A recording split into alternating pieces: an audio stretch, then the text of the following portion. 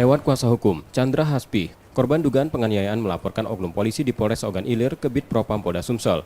Hal itu setelah kasus yang menimpa pelapor menurutnya tidak objektif dalam proses penyidikan, karena pelapor saat ini berstatus sebagai terlapor setelah dilaporkan balik atas kasus serupa yang diduga melakukan penganiayaan pada dirinya.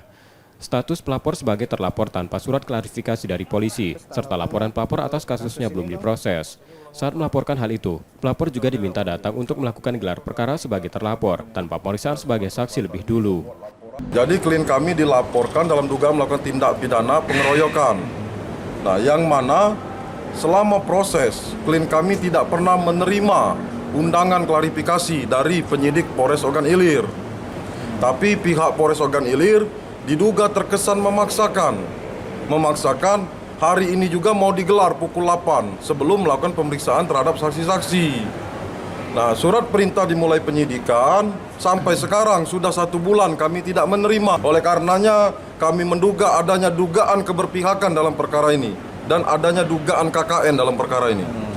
Sebelumnya kasus yang menimpa pelapor adalah dugaan penganiayaan yang dilakukan beberapa orang di salah satu perusahaan di Desa Tanjung Bulan, Kecamatan Rambangkuang, Kabupaten Ogan Ilir.